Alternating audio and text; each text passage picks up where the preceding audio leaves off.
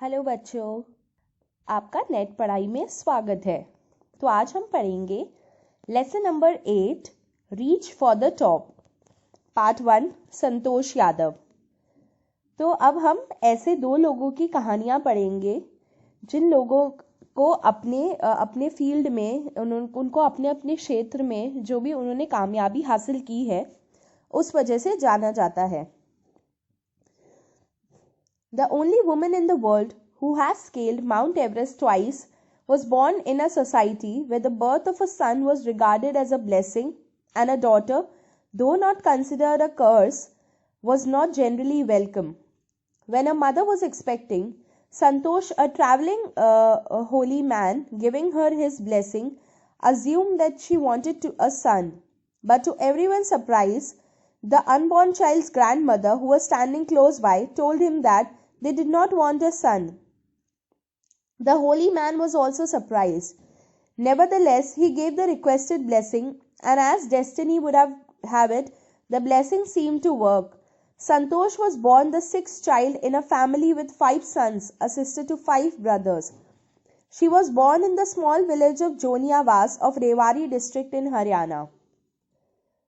Mount Everest की 2 बार चढ़ाई करने वाली इस दुनिया की पहली औरत एक ऐसे समाज में पैदा हुई जहां बेटे का पैदा होना तो एक बहुत अच्छी बात, खुशकिस्मती मानी जाती थी, और एक बेटी का होना एक शाप तो नहीं, पर वो ज़्यादा उसका स्वागत भी नहीं किया जाता था। जब संतोष की माँ को संतोष होने वाली थी तब एक बाबा ने उनके घर के पास आकर उसे आशीर्वाद दिया, और उन्होंने ऐसा सोचा कि शायद उन्हें बेटा चाहिए हो, पर सब इस बात से भौचक्के रह गए जब संतोष की दादी ने, जो उनकी माँ के पास ही खड़ी थी, उन बाबा से कहा कि उन्हें एक बेटा नहीं चाहिए। वो बाबा भी बहुत आश्चर्यचकित हो गए, और वैसा ही हुआ जैसा उन्होंने उनसे जैसा आशीर्वाद मांगा था वैसा ही हुआ। वो आशीर्वाद काम कर गया और संतोष पैदा हुई एक ऐसे परिवार में जहां 5 भाई पहले से थे, तो वो छठी बच्ची थी, एक बहन 5 भाइयों के। वो जोनियावास के एक छोटे से गांव में पैदा हुई जो हरियाणा के रेवाड़ी जिले में था। The girl was given the name Santosh, which means contentment. But Santosh was not always content with her place in a traditional way of life. She began living life on her own terms from the start. Where other girls wore traditional Indian dresses, Santosh preferred shorts. Looking back, she says now, from the very beginning, I was quite determined that I chose a correct and a rational path. The others around me had to change, not me. उस लड़की को नाम संतोष दिया गया, जिसका मतलब होता है सैटिस्फैक्शन, कंटेंटमेंट, यानी संतोष, संतुष्टि। पर संतोष हमेशा संतुष्ट नहीं थी। वो जो पुराने जीने का तरीका है उसमें जीने में, वो जिंदगी को अपने तरीके से जीना चाहती थी शुरू से ही। जहां बाकी लड़कियां एकदम भारतीय, पारंपरिक भारतीय कपड़े पहनती थी, वही संतोष शुरू से शॉर्ट्स पहनती थी। आज जब वो वापस देखती हैं पीछे तो वो कहती हैं, मैं शुरू से ही बहुत ही ज़्यादा दृढ़ थी कि अगर मैंने कोई सही रास्ता चुना है तो दूसरे जो मेरे आसपास है वो बदलेंगे, मैं नहीं। Santosh's parents were affluent landowners who could afford to send their children to the best schools, even to the country's capital, New Delhi, which was quite close by. But in line with the prevailing custom in the family, Santosh had to make do with the local village school. So she decided to fight the system in her own quiet way when the right moment arrived. And the right moment came when she turned 16. At 16, most of the girls in her village used to get married. Santosh was also under pressure from her parents to do the same. संतोष के माता पिता बहुत बड़े जमींदार थे जो अपने बच्चों को सबसे बढ़िया स्कूल में भेजने का खर्चा उठा सकते थे, यहाँ तक कि नई दिल्ली में भी, जो उनके घर के काफी पास थी। पर जैसे उनके घर में रीत चली आ रही थी, संतोष को भी उस गांव के ही स्कूल से काम चलाना पड़ा, तो इसलिए उन्होंने तय किया कि वो समाज से लड़ेंगी, पर अपने तरीके से, और जब सही समय आएगा। और सही समय आया जब वो 16 साल की हुई। 16 साल की उम्र में उनके गांव की ज्यादातर लड़कियों की शादी करा दी जाती थी। संतोष के ऊपर भी उनके माता पिता से दबाव बढ़ रहा था शादी करने के लिए। A marriage as early as that was the last thing on her mind. She threatened her parents that she would never marry if she would not get a proper education. She left home and got herself enrolled in a school in Delhi. When her parents refused to pay for her education, she politely informed them of a plan to earn money by working part-time to pay her school fees. Her parents then agreed to pay for her education. इतनी जल्दी शादी करना उनके दिमाग पे आखिरी चीज थी। उन्होंने अपने माता पिता को धमकी दी कि वो कभी शादी नहीं करेंगी अगर उन्हें ढंग से पढ़ाया नहीं जाएगा। तो उन्होंने घर छोड़ दिया और अपना एडमिशन दिल्ली के एक स्कूल में करा दिया। जब उनके माता पिता ने उनकी फीस देने से मना कर दिया तो उन्होंने उन्हें बहुत प्यार से कहा कि वो पैसा कमाएंगी पार्ट टाइम काम कर ताकि वो अपनी स्कूल की फीस भर सके। उनके माता पिता फिर मान गए कि वो उनकी पढ़ाई के लिए पैसा देंगे। Wishing always to study a bit more and with her father slowly getting used to her urge for more education, Santosh passed the high school examination and went to Jaipur. She joined Maharani College and got a room in Kasturba Hostel. Santosh remembers, Kasturba Hostel faced the Aravali Hills. I used to watch villagers from my room going up the hill and suddenly vanishing after a while. One day I decided to check it out myself. I found nobody except a few mountaineers. I asked if I could join them. To my pleasant surprise, they answered in the affirmative and motivated me to take the climbing. वो हमेशा उनकी ज़्यादा पढ़ने की चाह को, और उनके पिता जब धीरे धीरे इस बात को समझ गए कि वो और ज़्यादा पढ़ना चाहती है, संतोष ने हाई स्कूल पढ़ी दिल्ली से और फिर वो जयपुर गई। वहाँ उन्होंने महारानी कॉलेज में एडमिशन लिया और कस्तूरबा हॉस्टल में कमरा लिया। संतोष याद करती हैं कि कस्तूरबा हॉस्टल जो था वो अरावली पहाड़ के सामने था। मैं रोज गांव वालों को अपने कमरे से देखती जब वो ऊपर पहाड़ पे चढ़ते और एकदम से गायब हो जाते थोड़ी देर बाद। एक दिन मैंने तय किया कि मैं भी वहां जाकर देखूंगी। मैं वहां गई तो मुझे कोई नहीं मिला सिवाय कुछ पहाड़ी लोगों के। मैंने उनसे पूछा क्या मैं उनके साथ जा सकती हूँ ऊपर, और उन्होंने मुझसे कहा कि हाँ मैं जा सकती हूँ, और मुझे हौसला भी दिया कि मैं पहाड़ की चढ़ाई करूं। Then there was no looking back for this determined young girl. She saved money and enrolled in a course at Uttarakshi's Nehru Institute of Mountaineering. My college semester in Jaipur was to end in April, but it ended on the 19th of May and I was supposed to be in Uttarakashi on the 21st. So I did not go back home. Instead, I headed straight for the training. I had to write a letter of apology to my father, without whose permission I had got myself enrolled at Uttarakashi. और अब इसके बाद उस दृढ़ जवान लड़की ने पीछे कभी नहीं देखा। उन्होंने पैसे बचाए और अपने आप को Uttarkashi Nehru institute of mountaineering के एक कोर्स में अपना एडमिशन कराया। वो कहती हैं कि मेरा कॉलेज सेमेस्टर जयपुर में अप्रैल में ख़त्म होने वाला था, पर वो 19 मई को ख़त्म हुआ और मुझे उत्तराकाशी में 21 मई को होना था। इसलिए मैं अपने घर वापस नहीं गई और सीधा ट्रेनिंग में चली गई। मुझे अपने पिता को एक खत लिखना पड़ा कि जिनकी इजाज़त के बिना मैंने अपने आप को उत्तराकाशी में एडमिशन दिलाया। Thereafter, Santosh went on an expedition every year. Her climbing skills matured rapidly. Also, she developed a remarkable resistance to cold and the altitude. Equipped with an iron will, physical endurance, and an amazing mental toughness, she proved herself repeatedly. The culmination of her hard work and sincerity came in 1992, just 4 years after she had shyly asked the Aravali mountaineers if she could join them.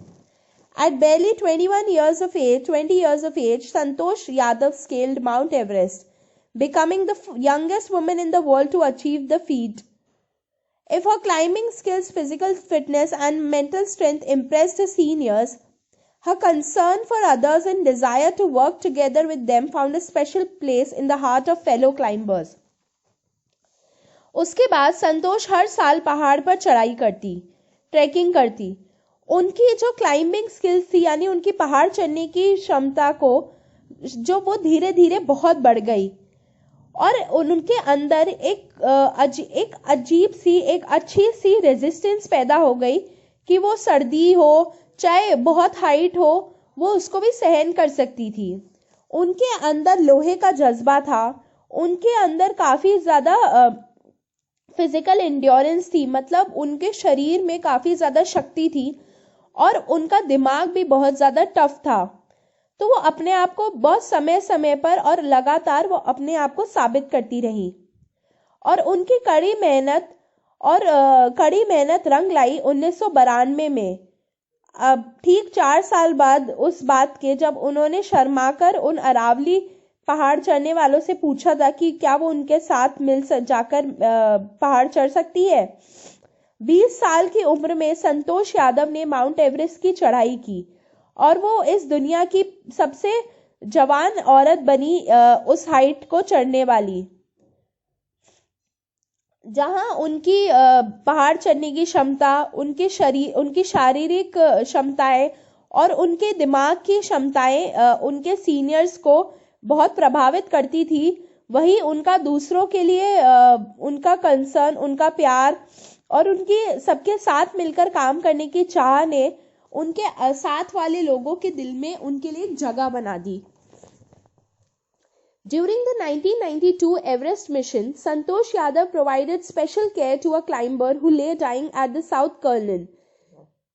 She was unfortunately unsuccessful in saving him. However, she managed to save another climber, Mohan Singh, who would have met with the same fate if she not shared her oxygen with him.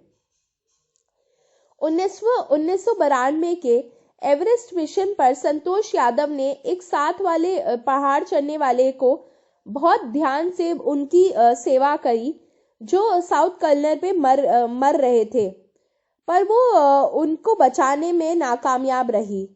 पर फिर भी वो एक दूसरे climber को, एक दूसरे पहाड़ी को, मोहन सिंह को बचाने में कामयाब रही, जो भी जिनके साथ भी यही होता अगर संतोष ने अपना ऑक्सीजन उनके साथ नहीं शेयर किया होता।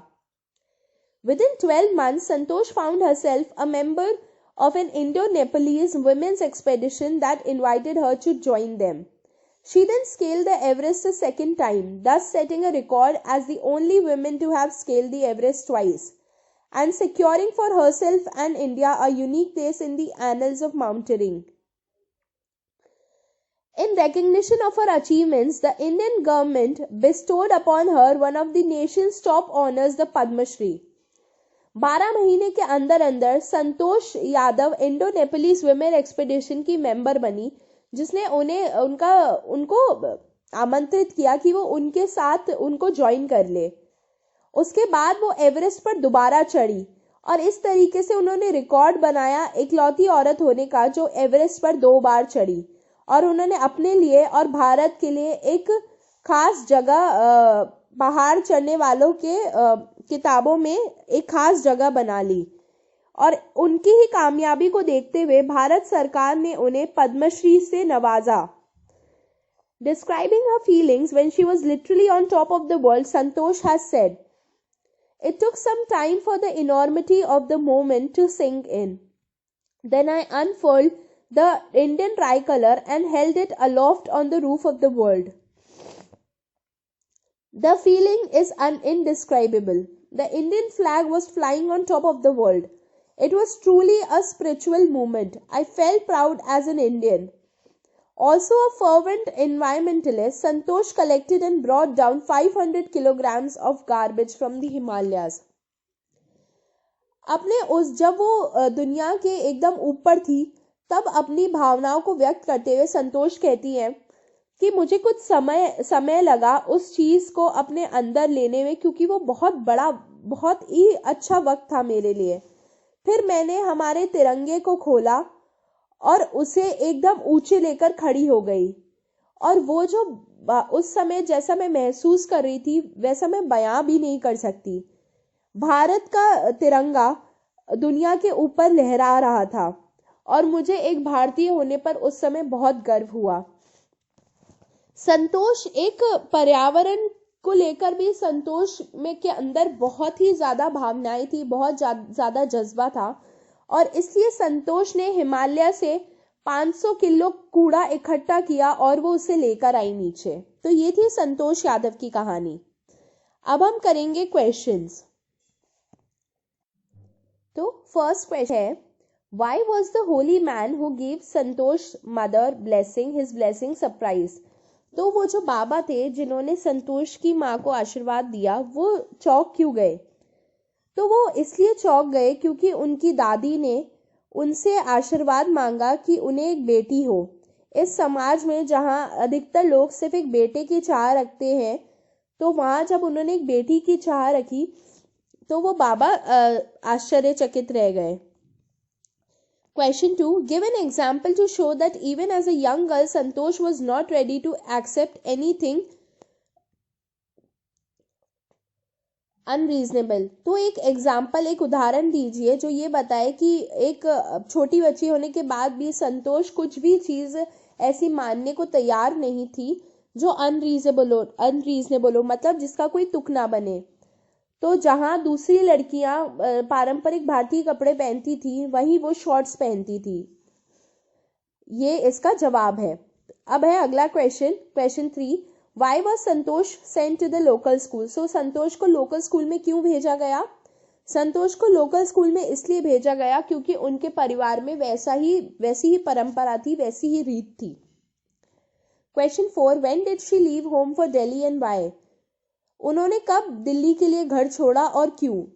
तो उन्होंने दिल्ली के लिए घर 16 साल की उम्र में छोड़ा क्योंकि वो आगे और ढंग से पढ़ना चाहती थी। Question 5. Why did Santosh parents agree to pay for a schooling in Delhi? What mental qualities of Santosh are brought into light by this accident? Santosh के माता पिता क्यों माने कि वो उनकी दिल्ली की पढ़ाई के लिए पैसा देंगे, और इससे संतोष के बारे में हमें क्या पता चलता है? उनके माता पिता इसलिए माने क्योंकि उन्होंने उनसे कहा कि वो अपने पैसे खुद कमाकर पार्ट टाइम काम कर कर अपनी स्कूल की फीस देंगी। इससे उनकी खुददारी के बारे में पता चलता है। अगला क्वेश्चन है, how did Santosh begin to climb mountains? Santosh ने पहाड़ों पर चढ़ना कैसे शुरू किया? संतोष पहाड़ों पर चढ़ना चाहती थी जब से वो अपने कस्तूरबा हॉस्टल के रूम से रोज गांव वालों को ऊपर नीचे पहाड़ अरावली पे चढ़ते उतरते देखती। एक दिन उन्होंने सोचा कि वो भी वहां जाकर देखेंगी, और उन्होंने उन्होंने एक दो बार वहां के पहाड़ चढ़ने वालों के साथ वहां चढ़ाई करी अरावली पर, और फिर बाद में उन्होंने पैसे बचाकर अपना एडमिशन उत्तराकाशी के नेहरू इंस्टीट्यूट ऑफ माउंटेनियरिंग में कराया, जिसके बाद वो हर साल पहाड़ पर चढ़ने लगी। What incidents during the Everest expedition show Santosh's concern for her teammates? संतोष का अपने साथियों के लिए उनका दया भाव, उनका सेवा भाव ऐसी क्या चीजें दिखाती हैं? ऐसे कौन से वाक्य हैं एवरेस्ट की चढ़ाई के दौरान जो ये दिखाता है? संतोष यादव ने अपने एक साथी की बहुत अच्छे से सेवा करी, और जो साउथ पोल के वहां मर रहे थे 1992 के एवरेस्ट मिशन पर, और उन्होंने मोहन सिंह की जान बचाई जो अपनी जान से हाथ खो बैठते अगर संतोष यादव उनके साथ ऑक्सीजन नहीं बांटती तो। Question 3. What shows a concern for the environment?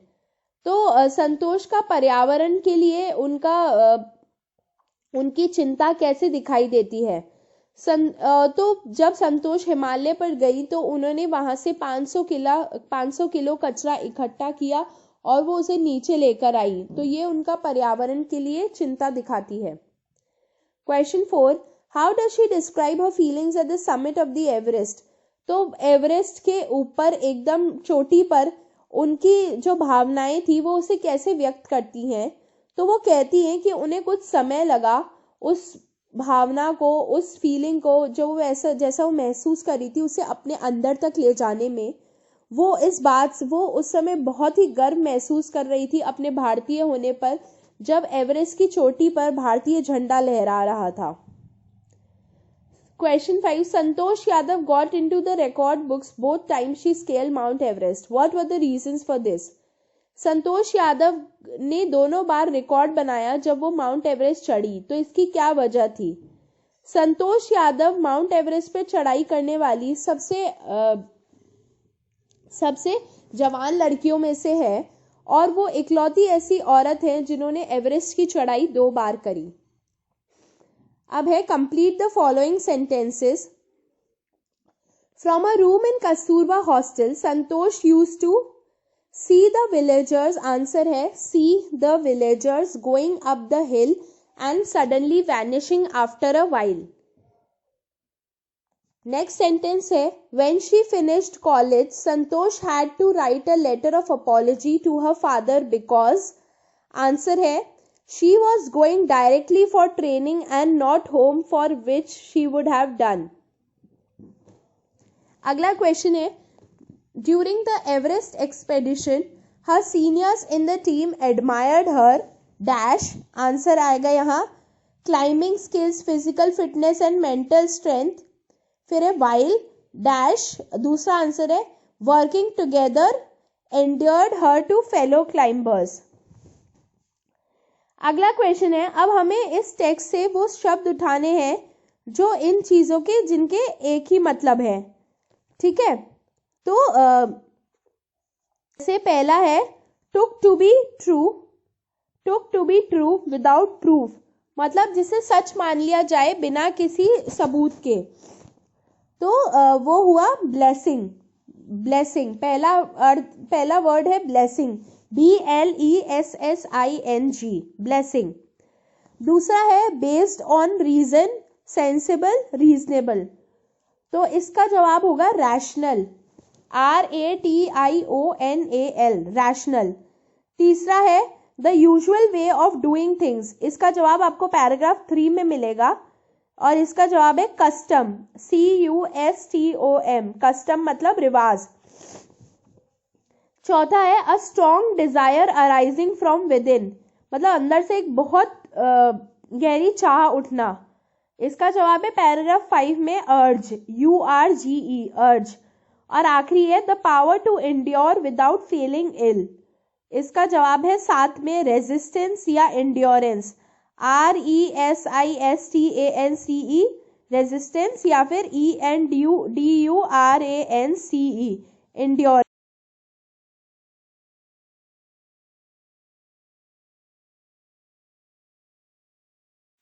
Part 2.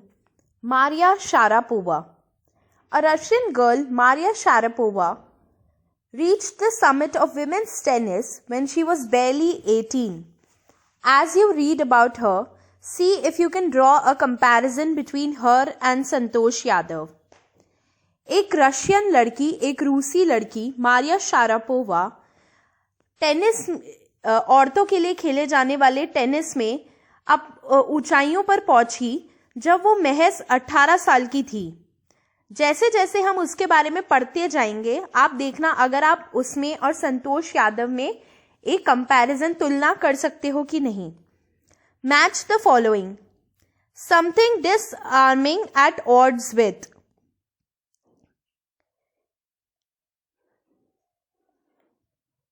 Something disarming, something disarming, तो समथिंग डिसआर्मिंग का मतलब होता है causing strong feelings of sadness, causing strong feelings of sadness। Second है at odds with, इसका होगा in contrast to या फिर not agreeing with। थर्ड है glamorous attire, glamorous attire का होगा attractive and exciting clothes। Fourth है in almost not no time, इसका होगा क्विकली, ऑलमोस्ट, इमीडिएटली।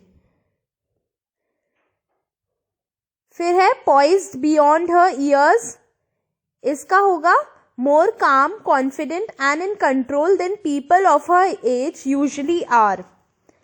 फिर है packed off. Packed off का होगा sent off. फिर है launched. Launched का मतलब होगा started.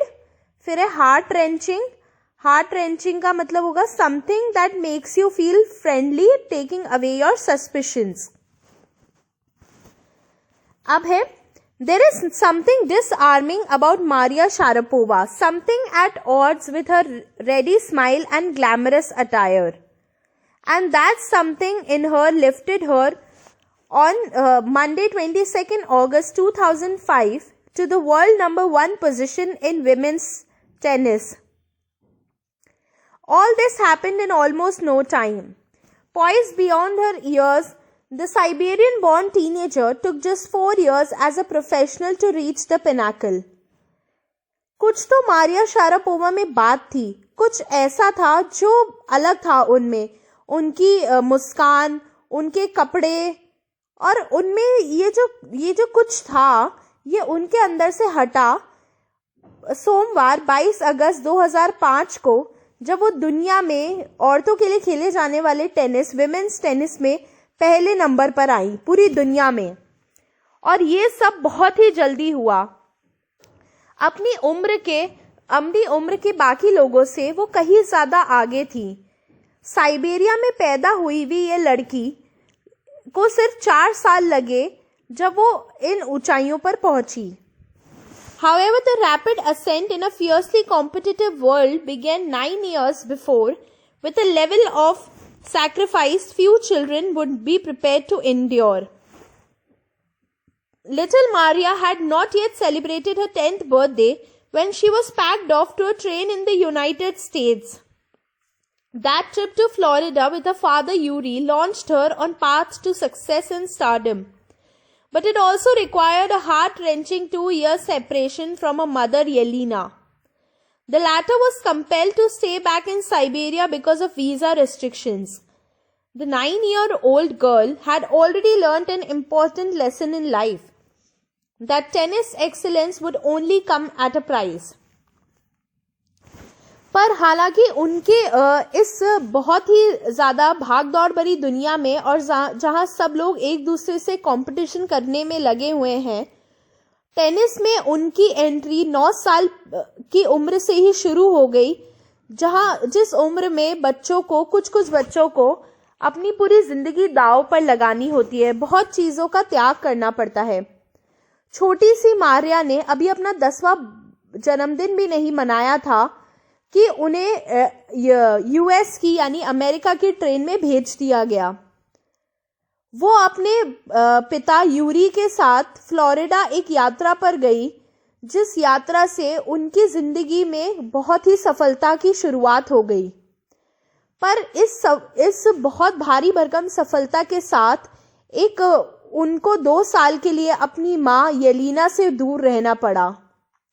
उनकी माँ को वहीं साइबेरिया में रुकना पड़ा कुछ वीज़ा की मजबूरियों की वजह से. 9 साल की लड़की मारिया ने अपनी जिंदगी में अब एक बहुत अहम सीख ली थी, और वो ये था कि टेनिस में अगर वो बहुत अच्छा होना चाहती है तो उन्हें कुछ ना कुछ कीमत चुकानी पड़ेगी. जो कीमत ये थी कि उन्हें अपनी माँ से दूर रहना पड़ेगा. I used to be so lonely, Maria Sharapova recalls.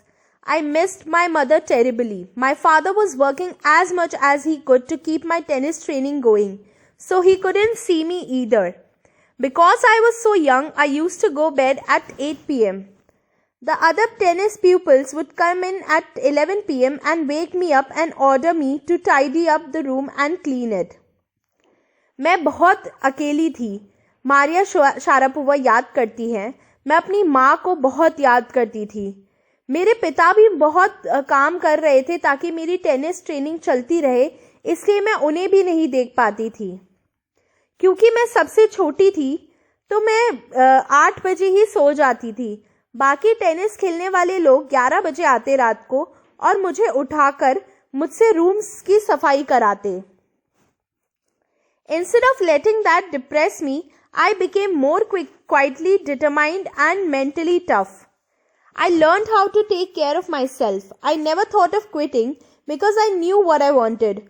When you come from nothing and you have nothing, then it makes you very hungry and determined.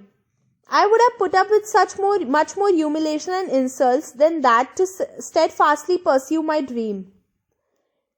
बजाय इन चीज़ों के मुझे दुखी करने के, मैं और ज़्यादा दृढ़ और दिमाग से और ज़्यादा कठोर बन गई. मैंने अपना ध्यान खुद रखना सीख लिया. मैंने कभी टेनिस को छोड़ने के बारे में नहीं सोचा क्योंकि मुझे पता था कि मुझे क्या चाहिए. जब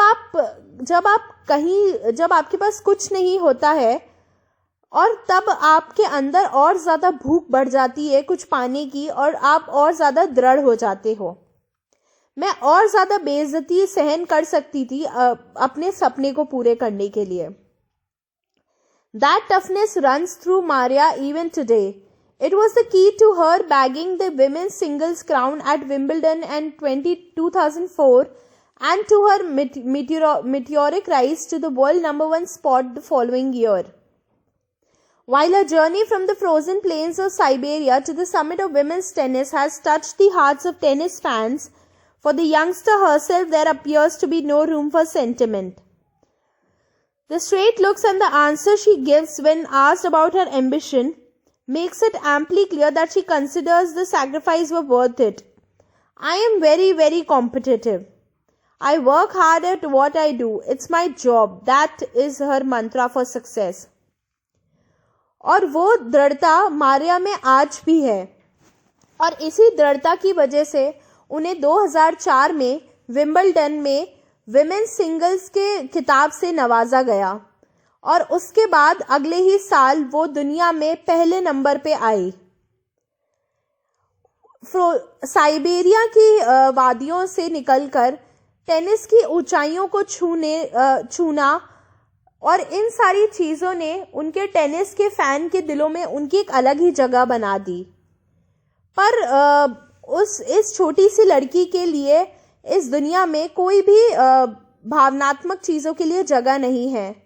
वो जिस तरीके से लोगों को देखती हैं या लोगों से बात करती हैं, जब उनसे पूछा जाए अपने सपनों के बारे में, तो इनसे साफ पता चलता है कि वो सोचती हैं कि वो सारे त्याग उनके लिए सही थे. वो कहती हैं, मैं बहुत ज़्यादा कॉम्पिटिटिव हूँ. मैं अपने काम में बहुत कड़ी मेहनत करती हूँ. मैं जो भी काम करती हूँ मैं उसमें बहुत कड़ी मेहनत करती हूँ. ये मेरा काम है और यही उनका सफलता का मंत्र है. Though Maria Sharapova speaks with a pronounced American accent, she proudly parades her Russian nationality. Clearing all doubt, she says, I'm a Russian. It's true that the US is a big part of my life, but I have Russian citizenship. My blood is totally Russian. I will play the Olympics for Russia if they want me. वैसे तो Maria Sharapova अंग्रेजी भाषा में बोल लेती है, पर वो अपनी रशियन नागरिकता पे बहुत ही गर्व महसूस करती हैं. वो कहती हैं कि मैं एक रशियन हूँ, मैं एक रूसी हूँ और ये बात सही है कि यूएस भी मेरी ज़िंदगी का बहुत बड़ा हिस्सा है, पर मेरे पास रूसी नागरिकता है. मेरा खून भी पूरी तरह से रूसी है और मैं रूस के लिए ही ओलंपिक्स खेलूंगी अगर वो मुझे चाहते हैं तो. Like any number of teenage sensations, Maria Sharapova lists fashion, singing and dancing as her hobbies. She loves reading the novels of Arthur Conan Doyle. Her fondness for sophisticated evening gowns appears at odds with her love of pancakes with chocolate spread and fizzy orange drinks. किसी भी और दूसरे अपने हम उम्र लोगों की तरह मारिया शारापोवा की रुचियां भी फैशन में, नाचने में, गाने में है. उन्हें आर्थर कॉनन डॉयल की नॉवल पढ़ना बहुत ही पसंद है. उन्हें लंबे लंबे इवनिंग गाउन पहनना और उनका पैनकेक के लिए प्यार जिसके ऊपर चॉकलेट लगी हुई हो या फिर नारंगी कोल्ड ड्रिंक पीना, ये सब उनकी पसंद है. Maria Sharapova cannot be pigeonholed or categorized. Her talent, unwavering desire to succeed, and readiness to sacrifice have lifted her to the top of the world. Few would grudge her the riches she is now reaping. This is what she has to say about her monetary gains from tennis. Of course, money is a motivation. Tennis is a business and a sport, but the most important thing is to become number one in the world. That's the dream that kept me going. Maria Sharapova को आप बांध कर नहीं रख सकते या पिंजरे में बंद कर नहीं रख सकते. उनकी खूबियां और उनकी सफल होने की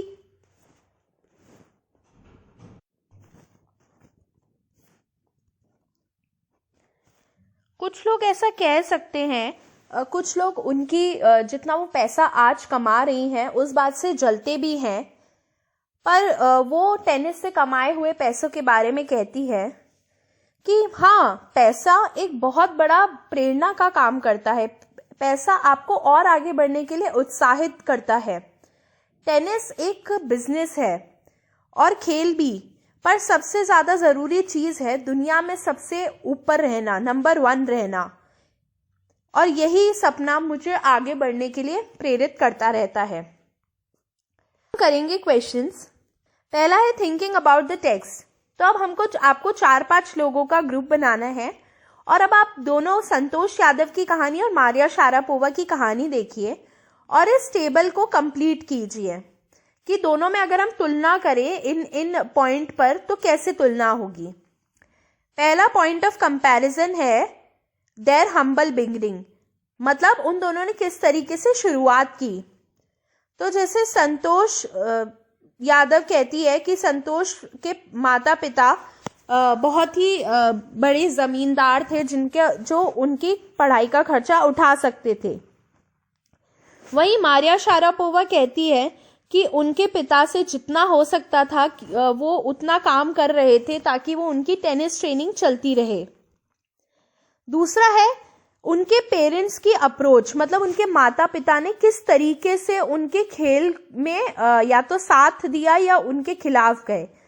तो संतोष यादव ने जैसे कहा कि संतोष यादव हमेशा कुछ और पढ़ना चाहती थी और आगे पढ़ना चाहती थी और आगे पढ़ना चाहती थी, तो धीरे धीरे उनके पिता भी इस बात से सहमत हो गए. वही मारिया शारापोवा कहती है कि जैसे उनकी माँ को साइबेरिया में ही रुकना पड़ा जब वो यूएस गई 2 साल के लिए, तो ये उनकी माँ का त्याग दिखाता है. तीसरा है their will power and strong desire to succeed, मतलब उनकी इच्छा शक्ति और उनकी सफल होने की चाह. तो ये कैसे पता चलती है? जैसे संतोष यादव के बारे में कहते हैं कि उनमें लोहे जैसी इच्छा शक्ति थी और उनमें बहुत ही ज़्यादा शारीरिक क्षमता थी और उनका दिमाग भी और मानसिक रूप से भी वो बहुत ही ज़्यादा तेज थी. वही मारिया शारापोवा कहती हैं कि जैसे उनके साथ वाले बाकी टेनिस वाले थे, वो जब उनसे रात में उठ के रूम साफ करवाते थे तो बजाय उन चीज़ों पे दुखी होने के बजाय वो और ज़्यादा दृढ़ और दिमाग से मानसिक रूप से और ज़्यादा सख्त हो गई. अगला है evidence of their mental toughness, मतलब उनके दिमाग से उनके सख्त होने का, मानसिक रूप से सख्त होने का सबूत किस चीज़ से पता चलता है? जब उनकी कड़ी मेहनत का रंग 1942 में आया, किसका? संतोष यादव का. और दूसरा मारिया शारापोवा का था जब 22 अगस्त 2005 को वो विमेन्स टेनिस में नंबर 1 पोजीशन पे आई वर्ल्ड में. और लास्ट देयर पैट्रियोटिज्म, मतलब उनकी देशभक्ति कैसे दिखती है? जब संतोष यादव ने कहा कि जब मैंने माउंट एवरेस्ट की चोटी पर तिरंगे को लहराया तो मुझे एक भारतीय होने पर बहुत गर्व महसूस हुआ. और जैसे मारिया शारापोवा कहती हैं कि मेरा खून पूरी तरह से रूसी है और मैं रूस के लिए ओलंपिक्स खेलूंगी अगर वो चाहेंगे तो. अगला क्वेश्चन है थिंकिंग अबाउट लैंग्वेज. तो जैसे क्या है, इसमें जो इटैलिक्स में यानी जो टेढ़े शब्द लिखे हुए हैं वो एक तरह से वो ये बताते हैं कि कब और क्या हुआ है, मतलब कुछ हुआ पर वो कब हुआ और क्यों हुआ. ठीक है, तो अब हमें क्या करना है, अब हमें नीचे लिखे हुए शब्दों में भी हमें अलग अलग सेंटेंस बताने हैं, 2 पार्ट जो है, और उनमें अंडरलाइन करना है उस पार्ट को जो हमें इंफॉर्मेशन दे किसी चीज के बारे में जो ब्रैकेट में लिखी हुई। जैसे पहला है, वेयर अदर गर्ल्स वोर ट्रेडिशनल इंडियन ड्रेसेस संतोष प्रेफर्ड शॉर्ट्स। मतलब जहां दूसरी लड़कियां पारंपरिक भारतीय कपड़े पहनती थी, वहीं संतोष को शॉर्ट्स पहनना पसंद था। और ब्रैकेट में लिखा है contrast her dress with that of others. तो इसका होगा मतलब जहां ये पता चले कि ऐसी कौन सी लाइन में पता चल रहा है कि उन्हें दूसरों से ज्यादा क्या पसंद था, तो इसका आंसर है संतोष प्रेफर्ड शॉर्ट्स। दूसरा है she left home and got herself enrolled in a school in Delhi. मतलब उन्होंने घर छोड़ा पहले और फिर अब दिल्ली के एक स्कूल में एडमिशन लिया। ब्रैकेट में tell us what happened after the first action. मतलब पहली चीज करने के बाद दूसरी चीज क्या हुई, तो दूसरी चीज, इसका आंसर क्या है, got herself enrolled in a school in Delhi. Third है she decided to fight the system when the right moment arrived. मतलब उन्होंने सिस्टम से लड़ने की ठानी जब सही मौका आएगा तब।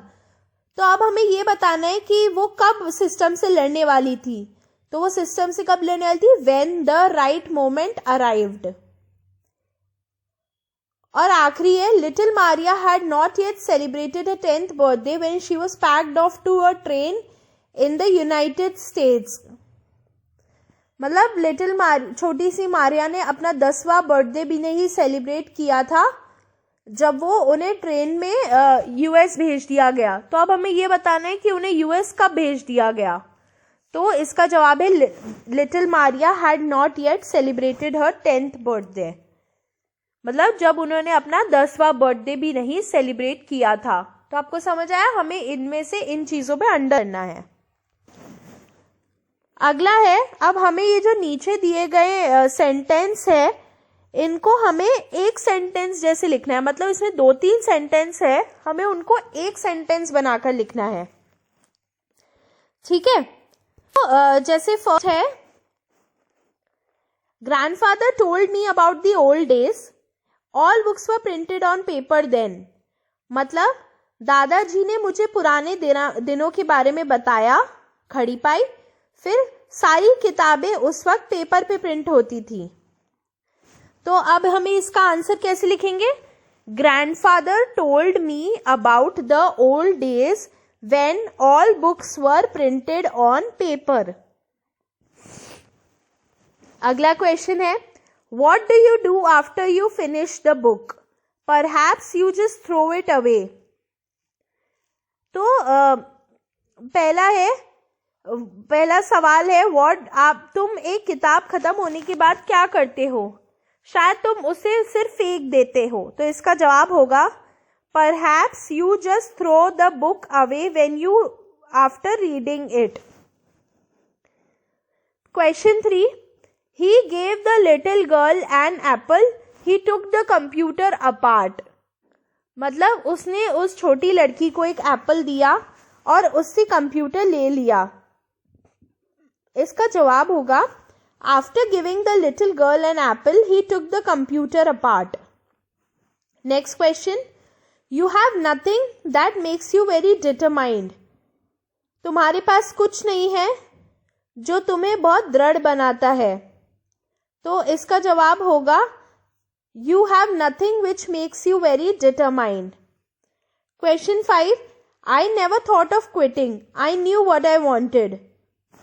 मतलब मैंने कभी छोड़ने के बारे में नहीं सोचा, मुझे पता था कि मुझे क्या चाहिए। इसका आंसर है I never thought of quitting as I knew what I wanted. ठीक है, अब अगला है डिक्टेशन। तो अब आपके जो टीचर हैं वो इस स्टोरी को आपको डिक्टेट करेंगे, मतलब बोलेंगे, और आपको इस स्टोरी में सही पंक्चुएशन और पैराग्राफिंग करनी है। मतलब इसको अलग अलग पैराग्राफ में और फुल स्टॉप जहां लगेगा, जहां कॉमा लगना चाहिए, तो ये सब आपको सही से लगाना है इस पैराग्राफ में। अगला है स्पीकिंग। तो अब ये ऐसा सोचो कि आप संतोष यादव हो या मारिया शारापोवा हो और आपको all India girls athletic meet पे एज अ चीफ गेस्ट बुलाया है, प्रमुख अतिथि।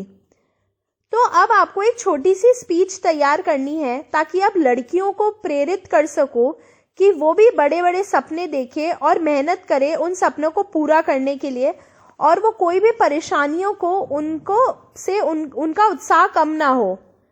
तो अब आपको एक स्पीच लिखनी है ऐसी जिससे लड़कियां प्रेरित हो अब सपने देखने के लिए और उन्हें पूरा करने के लिए।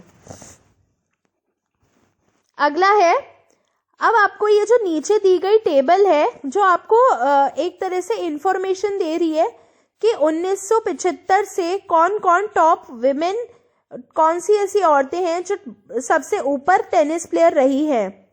तो अब आपको अपनी स्कूल की मैगजीन के लिए एक आर्टिकल लिखना है छोटा सा, जो इन सारे प्लेयर को उनके ड्यूरेशन जो है वो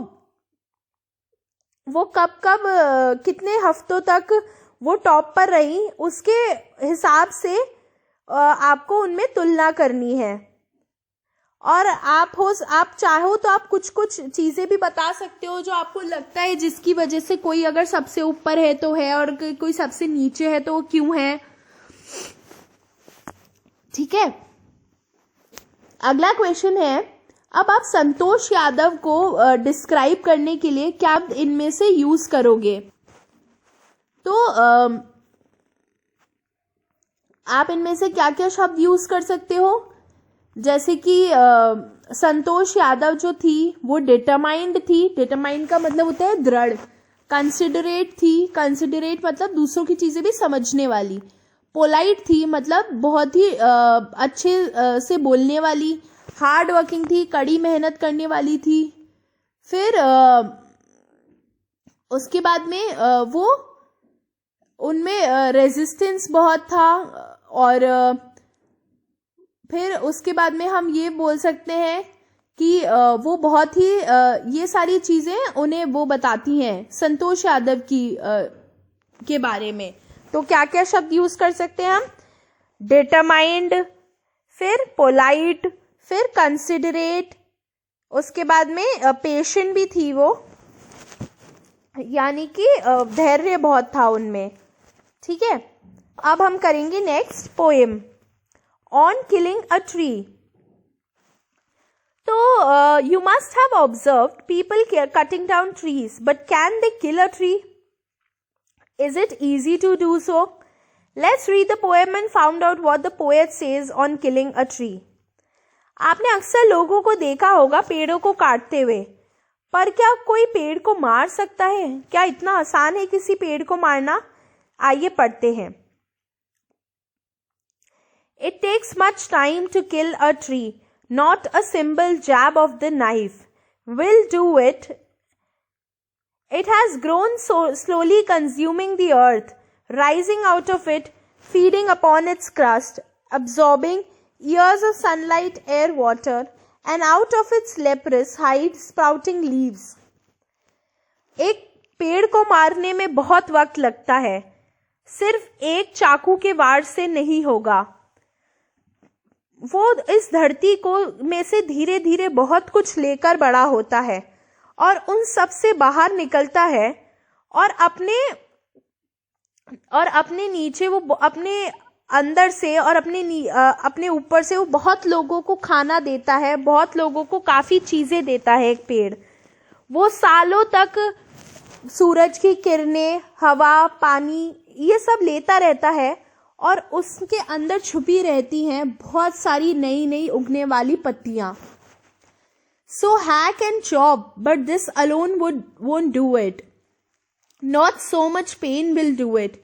The bleeding bark will heal, and from close to the ground will rise curled green twigs, miniature boughs, which, if unchecked, will expand again to former size. तो कितना भी हम उसे अलग अलग तरीके से काटने की कोशिश कर ले, पर इन सब से नहीं होगा और ना ही ज्यादा दर्द से होगा। उस खून निकलते हुए तने में से भी वो तना भी ठीक हो जाएगा और उसी के पास में पड़ी हुई ज़मीन से वापस निकल आएंगे जंगली पेड़, जंगली पौधे, जंगली पत्तियाँ और छोटे छोटे और ऐसे पेड़, जंगली पेड़ जिन पे अगर ध्यान नहीं दिया जाएगा तो वापस वो उस पेड़ जितने बड़े हो जाएंगे. No, the root is to be pulled out of the anchoring earth. It is to be roped tight and pulled out, snapped out, or pulled out entirely out from the earth cave, and the strength of the tree exposed, the source white and wet, the most sensitive hidden for years inside the earth. आगे कवि कहते हैं कि नहीं, उसकी जड़ उखाड़नी पड़ेगी. और कहाँ से उखाड़नी पड़ेगी? धरती के अंदर से उसकी जड़ उखाड़नी पड़ेगी, जो बहुत तरीके से और बहुत सेफली बंधी हुई है. फिर उन्हें बांधना पड़ेगा और खींचना पड़ेगा और पूरी तरह से खींचना पड़ेगा धरती के अंदर की गुफा से. और फिर उस पेड़ की सारी शक्ति बाहर आ जाएगी. अंदर रह जाएगा सिर्फ सफेद गीला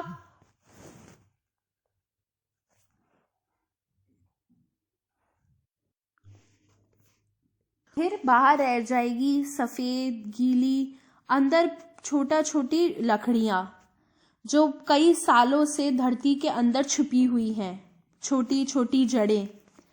Then the matter of scorching and choking in sun and air, browning, hardening, twisting, withering, and then it is done. और फिर रह जाएगा और जब उसकी जड़ से उखड़ जाएगा फिर पेड़ सूखता रहेगा. किसमें? सूरज में. सूरज की वजह से, सूरज की किरणों की वजह से, हवा की वजह से फिर वो भूरा होता जाएगा, सख्त होता जाएगा, मुड़ता जाएगा, टूटता जाएगा और इस तरह से पेड़ मर जाएगा. तो ये थी एक पेड़ की कहानी. अब हम करेंगे आगे क्वेश्चन. फर्स्ट है, can a simple jab of the knife kill a tree? Why not? क्या एक चाकू का वार पेड़ को मार सकता है? क्यों नहीं? तो जवाब है नहीं, एक चाकू के वार से पेड़ नहीं मरता है, क्योंकि एक पेड़ को मरने के लिए बहुत सारी चीजों से गुजरना पड़ता है. अगर उसकी जड़ नहीं निकलती धरती से तो वो वापस बड़ा हो जाएगा. Question 2, how has the tree grown to its full size? List the words suggestive of its life and activity. तो एक पेड़ बड़ा होता कैसे है? तो अब हमें इस पोयम में से वो सारे वर्ड्स बताने हैं. पेड़ जहाँ होता है वो भी एक गड्ढे के अंदर ही होता है. तो पेड़ जो होता है वो अपनी जड़ें उस गड्ढे के अंदर से निकालता है, पूरी धरती में फैलाता है. धरती उसे बचाती है और उसे बड़ा होने में मदद करती है. और जो भी सारी ज़रूरत की चीज़ें चाहिए होती हैं एक पेड़ को, वो सारी उसे धरती माँ देती है. अगला क्वेश्चन है, what does he mean by the strength of the exposed? तो इसका मतलब है कि जो जड़ होती है वह उसी में एक पेड़ की सारी शक्ति होती है और जब जड़ ही उखड़ जाती है तो उसमें कोई शक्ति नहीं बचती. लास्ट क्वेश्चन है, what finally kills the tree? आखिर में एक पेड़ को क्या मारता है? तो धरती माँ से उस के अंदर से उस पेड़ को जड़ से उखाड़ देना और उसे धूप और हवा में ऐसे ही छोड़ देना उस पेड़ को मार देता है, क्योंकि धीरे धीरे वो भूरा हो जाता है, सूख जाता है और सख्त बन जाता है और आखिरकार मरता है. अगला है लास्ट में, यहाँ एक छोटी सी पोएम है, trees. I think that I shall never see a poem lovely as a tree. मुझे लगता है कि मैं कभी नहीं देखूंगा एक कविता जो एक पेड़ जितनी सुंदर हो. A tree whose hungry mouth is pressed against the earth sweet flowing breast. एक पेड़ जिसका भूखा मुंह धरती माँ की तरफ खुला हुआ हो, धरती माँ के स्तन की तरफ खुला हुआ हो.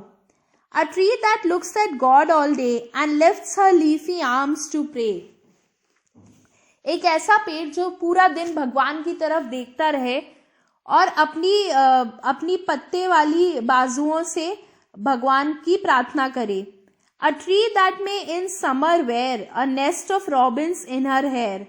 एक पेड़ जो गर्मियों में अपने बालों में पक्षियों का घोंसला पहने। Upon whose bosom snow has lain who intimately lives with rain. जिसके ऊपर जब बर्फ गिरे तो बर्फ उसके ऊपर गिरे और जो बारिश के साथ जिसका एक बहुत ही गहरा रिश्ता हो। Poems are made by fools like me but only God can make a tree. आखिर में कवि कहते हैं कि कविताएं तो मेरे जैसे बेवकूफ लिखते हैं पर पेड़ सिर्फ भगवान बना सकता है। तो ये था लेसन नंबर 8।